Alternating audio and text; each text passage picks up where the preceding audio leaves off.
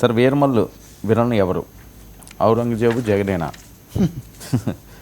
పరిశ్రమ పైన కూడా పవన్ కామెంట్స్. నిన్న మనము వీరమల్లు గురించి మాట్లాడాము. ఆయన ఎమోషనల్గా ఎన్నో మాట్లాడారు, బిజినెస్ ఇట్లాంటి విషయాలన్నీ అవి మీడియాతో మాట్లాడారు నిన్న ఉదయానికి. నిన్న సాయంత్రం ఏమో దాని ప్రమోషనల్ ఈవెంట్ జరిగింది, చాలామంది వచ్చారు, ఇవన్నీ కూడా చేశారు.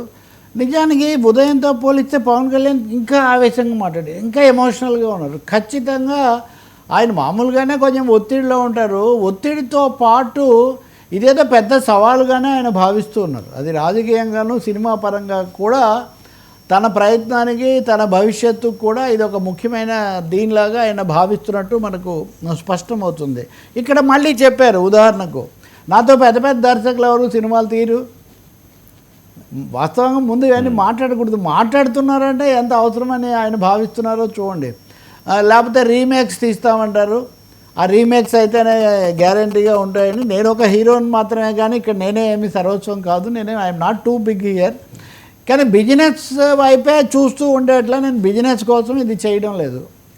అంటే బిజినెస్ జరగాలని కదా కోరుకుంటారు ఎవరైనా. నిర్మాత ముఖ్యంగా నిర్మాతను నిలబెట్టడానికి ఆయన చాలా మంచివాడు కాబట్టి నాతో తీశారు, ఇవన్నీ దృష్టిలో పెట్టుకొని నేను ఇది చేస్తుంటే బిజినెస్ మాటలు ఎందుకు మాట్లాడతారు, నాకు బిజినెస్ ముఖ్యం కాదని పదే పదే చెప్పడం కొంచెం అంటే ఎమోషనల్గా చెప్తుండొచ్చు. అంటే అభిమానులతో కనెక్ట్ కావటం కోసం కూడా ఆయన ఈ మాటలు చెప్తున్నారని అనుకోవాలి. ఈ ఎమోషనల్ ఊపులోనే అంతకుముందు మన రాజుగారు మాట్లాడారు, ఉపసభాపతి. సో పవన్ కళ్యాణ్ ప్రత్యేకత చెప్తూ హరిహర వీరమల్లులో ఇప్పుడు ఔరంగజేబు మీద పోట్లాడటం కాదు, ఔరంగజేబు మీద ఇంతకుముందే పోట్లాడి గెలిచి మరీ వచ్చి ఈ సినిమా తీస్తున్నారు అని చెప్పారు. సో ఔరంగజేబు అంటే ఆయన ఎవరి మీద పోట్లాడారో అందరికీ తెలుసు కదా. రెండవది భీమ్లా నాయక్ సినిమాలో ఒక డైలాగు, ప్రతి శుక్రవారం వచ్చి సంతకం పెట్టడము అని. లేకపోతే ఇంకొక సినిమాలో ఇంకో డైలాగు, బాలకృష్ణ సినిమాలో పవన్ కళ్యాణ్ సినిమాలో ఖచ్చితంగా కొన్ని డైలాగులు ఉద్దేశించబడి పెట్టేవి అని ఉంది. కాబట్టి నిరంకుశత్వము, అణచివేత ఇవన్నీ కూడా చూస్తున్నప్పుడు సింబాలిక్గా ఔరంగజేబ్ క్యారెక్టర్ తీసుకోవడం లాగా ఇక్కడ మనకు కనిపిస్తుంది. అది చెప్పాడు పవన్ కళ్యాణ్ కూడా. మీడియాతో మాట్లాడినప్పుడు ఆయన సనాతన ధర్మం అది తక్కువగా చెప్పారు, కోహినూర్ వజ్రం ఈ విషయాలు చెప్పారు. కానీ సాయంత్రం మటుకు మన సంపద విపరీతంగా కొల్లగొట్టుకొని పోయారు, ఆ విషయాలు మన చరిత్ర పుస్తకాల్లో ఎప్పుడు చెప్పలేదు. ఇది చాలా పొరపాటు అండి. గజనీ మహమ్మద్, గోరీ మహమ్మద్ కొల్లగొట్టుకుపోయారేమో కానీ బాబరు, అక్బరు, ఔరంగజేబు ఈ దేశంలోనే తగ్గ వాళ్ళు ఇక్కడే కదా, వాళ్ళ సమాధులే ఇక్కడ కట్టుకున్నారు. ఇంక వాళ్ళు ఎక్కడికి తీసిపోతారు డబ్బులు. బ్రిటిష్ వాళ్ళు రైల్వేస్ తీసిపోయిన దానికి మొఘలాయిలు ఇదే. ఇప్పుడు తాజ్మహల్ ఇక్కడే కదా కట్టారు, కుతుబ్ మినార్ ఇక్కడే, ఏవైనా కట్టినవైనా పెట్టినవైనా ఇక్కడే. కానీ మామూలుగా ఇది వీళ్ళ సిద్ధాంతం ఏంటంటే బ్రిటిష్ వాళ్ళే కాదు అంతకు ముందు వాళ్ళు కూడా వీళ్ళు ఇంకా ఎక్కువ దోచుకున్నారు బ్రిటిష్ వాళ్ళ కంటే. అంటే ఆ విషయం ఆయన చెప్తూ ఈ దోపిడీ మీద చేసిన పోరాటాన్ని ఈ సినిమాలో మేము గొప్పగా చెప్తాము. అంటే సోర్డ్ వర్సెస్ స్పిరిట్, అది ఈ సినిమా సందేశం. అంటే కత్తి మీద ధర్మంతో పోరాడడం అన్నది. ధర్మం ఏది, ఏ మతము ధర్మం ఒకటేనా, ఇలాంటి చాలా ప్రశ్నలకు జవాబు దొరకాలి. నిన్న ఆయన ఈ విషయాలన్నీ కూడా మాట్లాడుతూ ఈ క్రమంలోనే ఆ ఎమోషనల్లోనే నేను బాగా డౌన్లో ఉన్నప్పుడు కూడా నాతో సినిమా తీసిన వ్యక్తి త్రివిక్రమ్ శ్రీనివాస్. అందుకనే త్రివిక్రమ్ నాకు ఆత్మీయుడు అప్పటి నుంచి, తెలుసు కదా ఆయన అనేవారు, ఇది ఖుషి తర్వాత 10 ఏళ్ళు వెయిట్ చేశాను నేను ఇది రావడానికి అన్నట్టుగా. సో ఈ సినిమాలన్నీ కూడా రెఫర్ చేస్తూ ఎదురు దెబ్బలకు నేనేం వెనకాడను, ఈ డబ్బు కోసము రికార్డుల కోసం నేనేం సినిమాలు తీయను. 15 రూపాయలతో మాత్రమే భీమ్లా నాయక్ ఆడినప్పుడు కూడా నేను సినిమాలు తీశాను. కాబట్టి ఇది ఈయనని ఏఎం రత్నం నిలబెట్టడానికి ఒకటి, రెండవది ఇదిగో సనాతన ధర్మం నిలబెట్టడానికి ఒకటి, మూడవది అన్నీ చెప్పినా నేను పరిశ్రమ బిడ్డను, రిలక్టెంట్ యాక్టర్, విముఖమైన అర్ధమానసికమైన నటుడిగా వచ్చి నేను నిలదొక్కున్నాను మీ అందరి మద్దతుతో. అంటే అన్నీ చెప్పాల్సినవన్నీ చెప్పేశారు. ఇంకా పరిశ్రమ గురించి కూడా మాట్లాడారు.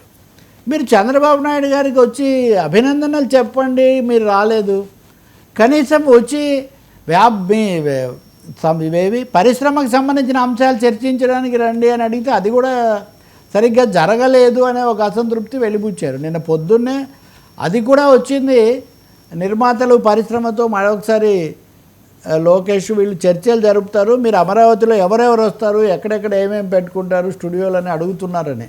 కాబట్టి ఇది ఒక పరిశ్రమ సమస్య, రాజకీయ సమస్య, వీరమల్లు సమస్య అన్నది మారింది. నేను ఇంకోటి చూస్తున్నాను, ఆ సినిమా టికెట్లు పెంచుకోవడానికి డబ్బులు ఇచ్చినప్పటికీ, అనుమతి ఇచ్చినప్పటికీ కూడా అది కాకుండా ఈ ప్రత్యేకమైన షోలు, బెనిఫిట్ షోలనండి, లేకపోతే ప్రీమియర్ షోలనండి, వాటికి మటుకు 600-700 రూపాయల వరకు పెంచుకోవడానికి అవకాశం ఇచ్చారు. సో మేజర్ ఇది ఆ రికవరీ అన్నది ఆ సమయంలో జరుగుతుందని భావిస్తున్నారు.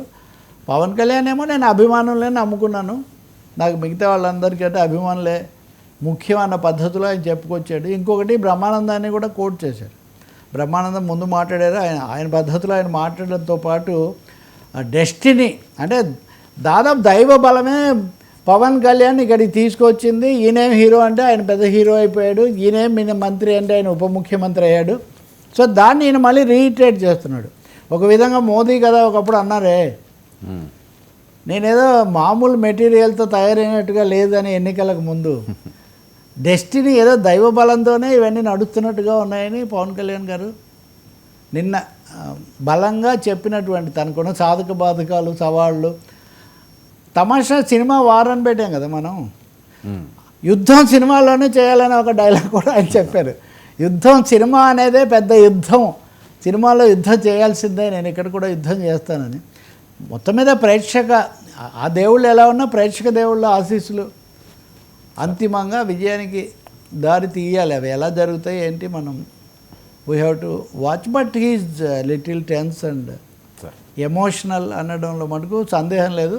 రెండవది, తను తాను తగ్గించుకున్నవాడు హెచ్చించబడినని గతంలో చెప్పిన అది బైబిల్ సూక్తి అనుకోండి, దాని ప్రకారం కూడా ఆయన నేను అంత పెద్ద హీరోను లేదా టాప్ నాచ్ ఇది కాదు, అయినా నేను నిలబడతాను, అభిమానులు నిలబెడతారన్నట్టుగా చెప్పారు. మరి ఆయన విశ్వాసం చూడాలి. క్రిష్ కూడా దానికి తగినట్టే రంగంలోకి వచ్చి కొంత మద్దతు ప్రకటించాడు. సో ఇప్పుడు జగన్కు ఔరంగజేబుకు లింక్ ఎలా ఉంటుంది సినిమాలో డైలాగులు అనేది ఒకటి, ఇప్పుడు వీరమల్లు గారి సనాతనం, మోదీ గారి సనాతనం ఎలా కలుస్తాయి అనేది ఒకటి. వీటన్నిటి మధ్యలో కీలకమైన బిజినెస్ ఏ స్థాయిలో జరుగుతుంది వాచ్ చేయాలి మనం. సార్ అమరావతి పెద్దగా సినిమా హీరోలు లేరు, అది కూడా మీరు చూస్తే కనుక. అయితే విజయోత్సవం జరుపుతాము వైజాగ్లో ఎక్కడో, అప్పుడు వస్తారని ఏదో చెప్తున్నారు.